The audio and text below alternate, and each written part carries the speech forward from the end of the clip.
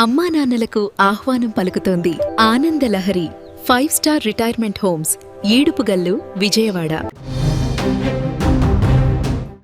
రెండు చంపబడ్డున్నాయి. రైతు చూపిస్తుండు. తర్వాత ఇంకొకటి పట్టుకొని వెళ్తుందట. ఏంటనే అరిచిండు. అరిచేసరికి వదిలి వెళ్ళిపోయింది.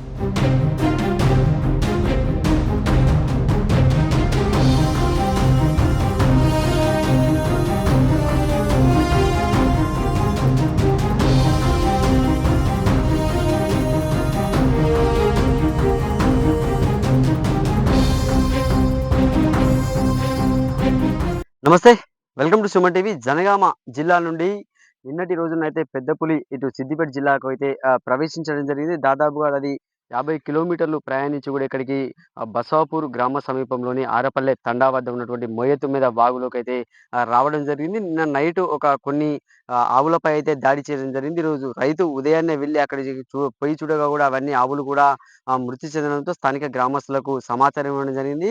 అది పెద్ద పులి అని కూడా ఒక ఫారెస్ట్ అధికారులు అయితే గుర్తించడం. దాదాపుగా దాని యొక్క పంజా ఒక 17 సెంటీమీటర్లు కూడా దాని పంజా ఉంటుంది.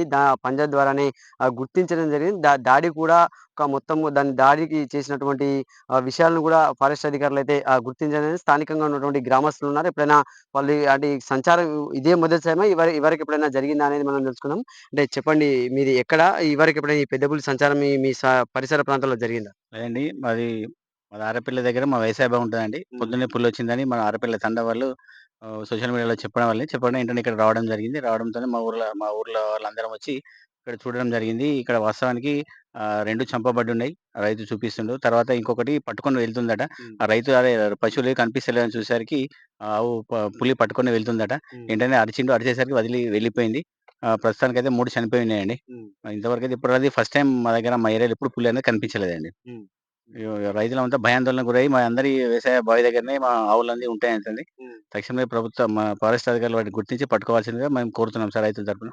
అంటే సమాచారం ఇవ్వంగానే వచ్చిరా ఫారెస్ట్ అధికారులు ఏమైనా లేట్ చేసారా? లేదండి, సమాచారం ఇచ్చుడుతోనే తొందరనే వెళ్ళొచ్చేదండి. డ్రోన్ కెమెరాస్ ఫుల్ టీమ్ వచ్చారు. రెస్క్యూ టీము డిపార్ట్మెంట్ టోటల్‌గా వచ్చేసింది. ఏసీపీ గారు వచ్చారు. అందరూ వచ్చేసారండి.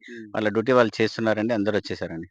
మీరు ఈ చెప్పండి. మొయితమ్మిద వాగు పరిసర ప్రాంతాల్లో పులి సంచరిస్తున్నందున ప్రభుత్వం తొందరగా స్పందించి ఒక న్యూస్ బులెటిన్ విడుదల చేసి పరిసర ప్రాంతాల ప్రజలు వాగులో గానీ, ఇట్లా ఈ ఫారెస్ట్ ఏరియాలో తిరగకుండా తగు సూచనలు ఇవ్వాలని కోరుతున్నాము.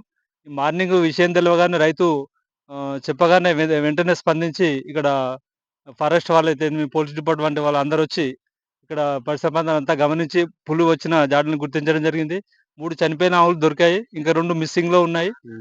పులి ముద్రలు, పాదముద్రలను ప్లస్ పులి ఆవుల్ని తీసుకుపోయిన ప్లేస్ అంతా గమనించి ఆహ్, జ తీసుకుపోయిన ప్లేస్‌లో పులి వెంట్రుకలు గూడా అవన్నీ సేకరించి పులి వచ్చిందని నిర్ధారణ చేశారు. ఇట్టి విషయాన్ని ప్రభుత్వం తొందరగా స్పందించి దాన్ని పట్టుకొని ప్రజలను భయభ్రాంతుల నుంచి గురి చేయకుండా చూడాలని కోరుచున్నాం.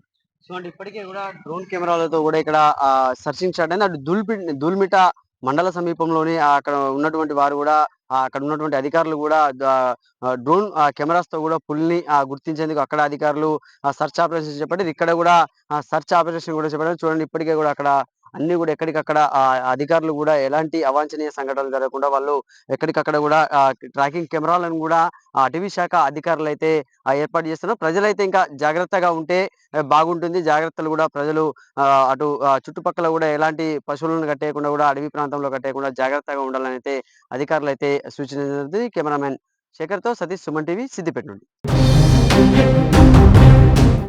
2 చంపబడ్డున్నాయి. రైతు చూపిస్తుండు. తర్వాత ఇంకొకటి పట్టుకొని వెళ్తుందట. ఏంటనే అరిచిండు. అరిచేసరికి వదిలి వెళ్ళిపోయింది.